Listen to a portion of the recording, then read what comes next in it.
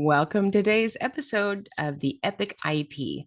Gone amazing, gone wild, gone all the things. Hang on, it's going to be a little bit longer, but you want to hear the story where we share stories that are funny, frustrating, fantastic, and everything else in between. So it's an IEP meeting, and I'm very kind of methodical as I go through the document and I prep it, and we share our concerns in each section. And, when we get into a meeting, I like to have a conversation with people that are at the meeting because often, well, not often, always kids are never paperwork. I've never seen, the world's international gold medalist in paperwork. I don't write great paperwork, and who knows if there's a great software, right? So a lot of times I'll get the paperwork and I figure once we get in the meeting, we can kind of talk it through. And once we talk it through, it'll make more sense of why we should do the next right thing. Right. That's an assumption that when we talk it through, that we'll assume the next right thing. And I'm not a teacher. I'm not a fancy graduate of college like you guys are, but I've done about 10 million of these IEP meetings. I do about 500 a year because I like to grind my teeth.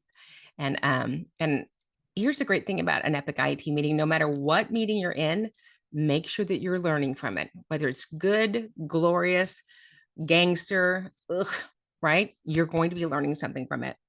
So we're in this meeting. The student's primary disability is a vision impairment. And so we had IEP goals, we had IEP needs in the present levels. And I said, so we need to increase his minutes. And she said, what do you mean? And I feel like I speak pretty good. So I just repeated it. I said, we would need to increase his vision minutes. Why? I said, because you put down that he gets 15 minutes a semester of vision services on consult. She goes, correct. I said, well, that's not a thing. She goes, what do you mean? I said, well, consult is adults talking with each other, correct? Correct. I said, so the law says that we evaluate children who we suspect have a disability who may be in need of special education and related services.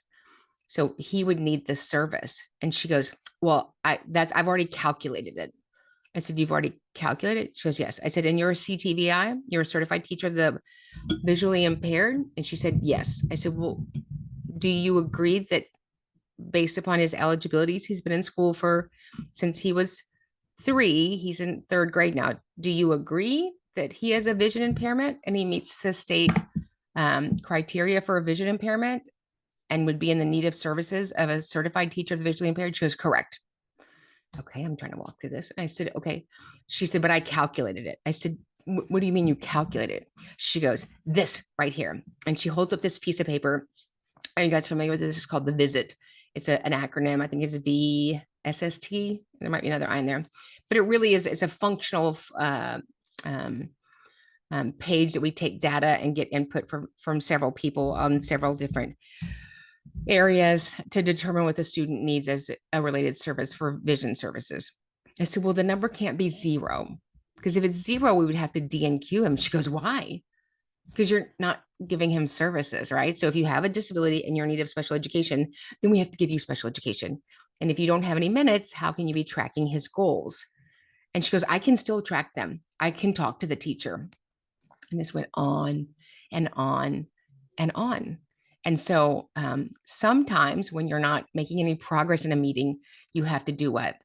You have to table the meeting. I don't want to table a meeting. We came prepared. The parents are prepared. The school gave us good data, but sometimes you just have to pause it. And so for this, we finally, after several meetings, got him, wait for it, vision minutes. So he could work on his vision goals and his vision needs. And so sometimes when you're in these meetings and there's a stopping point, right, there's a hiccup, you have to work through it. And you can either work through it with the person at the meeting, you can ask for other people to be involved, but the student needed vision services and the student has flourished, right? And so people often ask, why do you bring an advocate? Because an advocate sees the paperwork from a different purview than the people that have been filling it out all along. Sometimes I always say the people that are too close to the student often are the parent and the school. Why? Because we've been teaching this little boy for all of these years and the parents never disagreed. And I think we have to really go back and remember that the parents and the school-based members are equal stakeholders, right? And parents rarely know their rights, their safeguards, and sometimes don't even understand how to interpret evaluations the students need, um, and would never say anything to disagree with the school. And so there's nothing wrong with disagreeing. There's nothing wrong with having two different perceptions. But at the end of the day, agree, disagree, talk it through. We look at one thing to make decisions: data. And so when we're looking at the data, it will tell us a story and it will drive our decisions. And make sure that you're listening to those stories and you're driving decisions based on data. We'll see you guys in the next training. Welcome to today's episode of the Epic IEP. This is going to be a little bit longer, but you're going to want to listen to this. Hopefully, these stories are funny, frustrating, and fantastic, and will help you be a better advocate at the next meeting. So, we're in an IEP meeting. We're looking at this really crazy thing called the data. Have you ever figured out that some people can take the same data? I can take the data and make it sound amazing, and then I can take the same data and make it sound awful. Here's the good news: we don't have to embellish the data. The data speaks for itself. It just does. And so I'm in a meeting in the great Florida. Are you guys from Florida? Do you have clients in Florida? It's amazing. But it is built, on a sandbar. The whole state is a big sandbar. We're looking at the meeting. We're in the meeting, and the little girl has gotten a level 1 in FAST. So that's their state testing. And they are talking about level 1 as if it is the most amazing thing in the world. And you have to realize probably the least informed parent of all the data that we look at the meeting is who?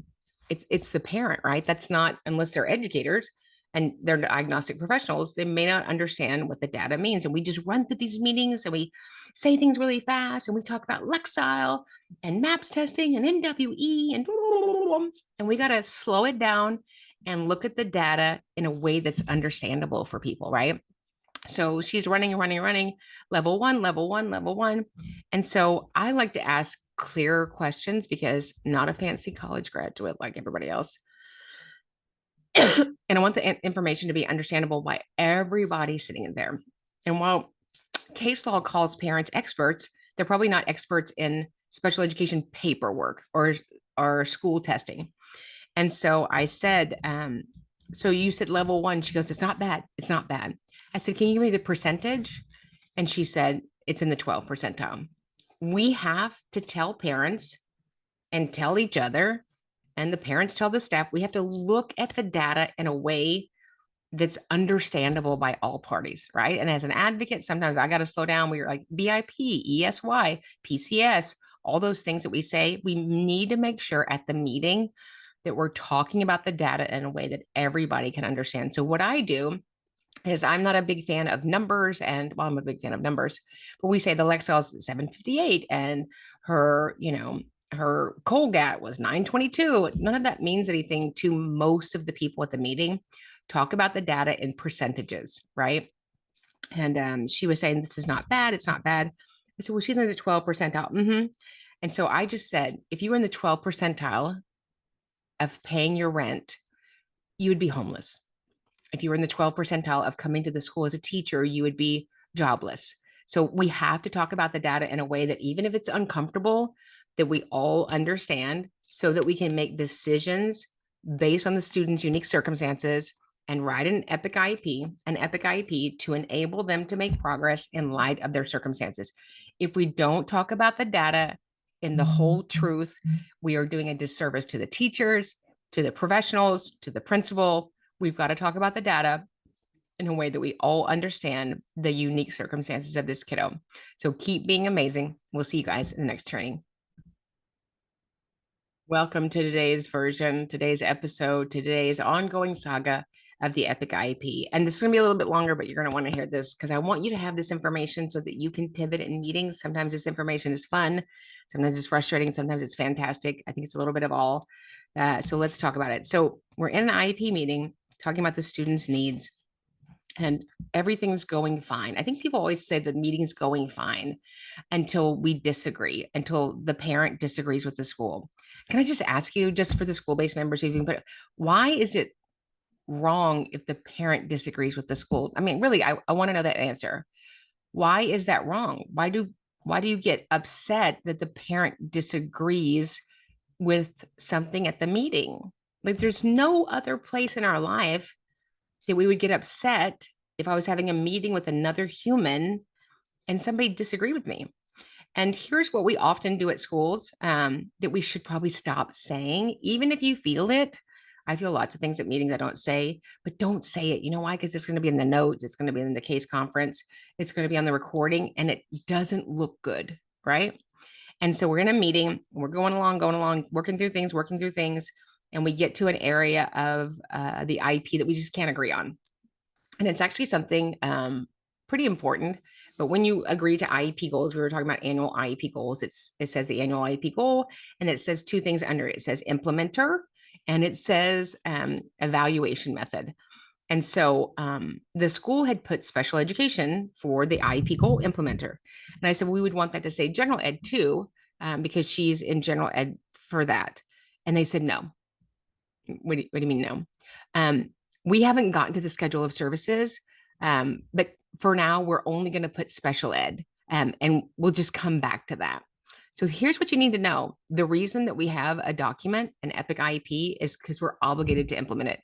So I know as an advocate, the reason that the school doesn't want to put general ed is because they're going to propose that the student is removed from general ed, right? And I put that implementer on, not to gotcha, but I believe that she's been successful in general ed. She met all of her IEP goals. And in science and social studies, what we're talking about, nobody had any area of need. She didn't regress. Nobody said that she was a problem. Nobody said we are working with her and she's not making progress. There's not a benefit. None of that had happened, right? And so I said, well, then we'll have to disagree on these two goals. Why? Because we disagree with the goal. No, you disagree with the implementer. That's part of the goal, right? And so I've done this long enough not to be tricked into something or the parent to be tricked into something. And she said, well, I'm confused. I said, tell me what you're confused about. She goes, I thought we were collaborating. I said, we are collaborating. Well, then why would you disagree with this? And that really is the kicker. So if you work at a school and you feel that way, you just got to tease that out. What does that mean? It would be odd if every parent came into every IEP meeting and agreed with all the words in paperwork. That doesn't even make sense, right?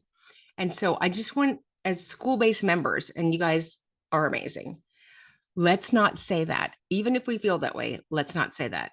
The reason that the law, it's not my law, it's federal law. It's federal. You guys have this book. Have you seen this book? Did they ever bust this out at your trainings at school? Probably not. Do you know all 115 federal regulations for special education? Has your boss taught you that? So it says that IEP stakeholders, do you know who the first stakeholder is? The parent. Do you know why it's in that order? For a reason, right?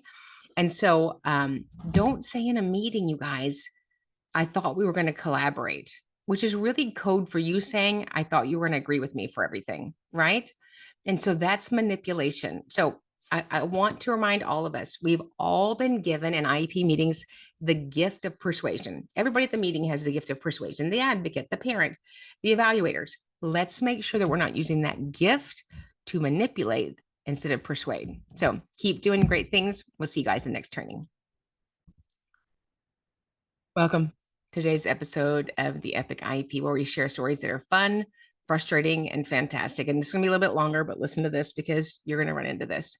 You're going to run into this. So one of the things that I do as an advocate is we bring our own data to the IEP meeting. I know that's crazy, isn't it? That we should just believe all the data from the school district. Sometimes the data is incomplete. Sometimes the software is hard to fill out. Sometimes it doesn't really just capture the whole child, right? And so I'm not going into a meeting expecting the school to have the data. We're showing up with the data as well. And so two of the things I have my clients do is I have them do 3 3-minute cold reads, 3 3-minute cold reads, and 2 3-minute cold writes. And so so I just have the student read at home, have the parent record it, because the present level says Billy reads, I don't know, 80 words correct per minute on a level P. And so we pull some P books, and that's probably better. I could have found a better initial, some Q books, and have the student read. Because if in fact this data is correct, the school's saying he's crushing it, he's on grade level, but mom and dad say he's frustrated, he won't read at home, he's crying. So we got to figure this out. We got to figure out what is his level. Why do I need to know his level? So that I can have a baseline and build, right? And so I'm in the IEP meeting, and we use words like fantastic, super, well groomed, which I don't even know why we use those words to describe a child. But I just want the baseline, whatever the baseline is. If he reads at a level A or level Z, it doesn't really matter, but I need to know where he is so that we can build from there, right? And so the parent sent me the videos, and the videos, you have a picture's worth 1,000 words, a video's worth, I don't know, you guys tell me what a video's worth. And so the little boy is reading, and 3 leveled books he's never read before, and he is not doing good. He is struggling to read. He's struggling to start. He has so many corrections. And so we get into the meeting, they share their present levels for reading. And I said, so I just wanted to share the data, and we can email it to you. I can play it for you right now. But we don't find the same reading level. And she goes, what do you mean? I said, well, you said he's reading on level Q, right? Yes. And I said, but you said he reads, 80 words correct per minute. But we had him read at home, and he's not reading that. He's reading much lower than that because of his errors. And she goes, what do you mean? He's reading lower that because of his errors. And I said, I can play it for you. We can just, if you'll give mom access, we can just screen share and play it for you. She goes, go ahead. So, okay. It's always me. It's never them. So mom plays it, and this child is self-corrects like every third word. Like it's almost a loop. He repeats, he self-corrects. And she goes, I said, so is that how you see Billy reading at school? She goes, yes, it is. I said, so then that wouldn't be 80 words correct per minute. She goes, what do you mean? I said, well, all of those errors when he self-corrects and he repeats and he changes the word from of to for, you got to take off for that. She goes, well, I don't want to take off for it. That's the way he reads. You don't want to take off for it? Correct. That would penalize him. No, it would identify his need. You have to take those errors off. She goes, well, then that's where you got that number. That's why it's so different. Correct. So sometimes people in their jobs may not be fully learned in that vocation. And so I don't know how she came to be his case manager and his resource reading teacher, but she would have passed the lie detector test that you don't take off for errors. So we need to look at the data. We need to look at the clean data. So if you're an advocate and a parent, come with your own data, have that ready. And it's not about refuting the other person, but we have things that are occurring at school that don't occur at home, right? If you've ever been meeting, they're like, well, he does it at school. I said, so when he walks across the neighborhood, he loses his ability to read 50 words correct per minute. Well, we don't see it at school. And so make sure if this is a need, it will be a need, right? It will be a need on Saturday. It'll be a need during football season. It's a need. And so we're just trying to identify the need, find the baseline so that we can build right appropriate IEP goals to enable him to make progress appropriate in light of his circumstances. We have to know the child's circumstances. It's not personal. It's business. And it may take one meeting. Hopefully it takes one meeting. Maybe it takes 2 meetings where we go back and get some more accurate data. So remember, go get the Epic IEP. It's an amazing playbook that I wrote for parents, educators, and advocates. The same 7-part framework that I use with any client that I serve and that I did with my son 100 years ago. So remember, keep being great, and we'll see you guys in the next training.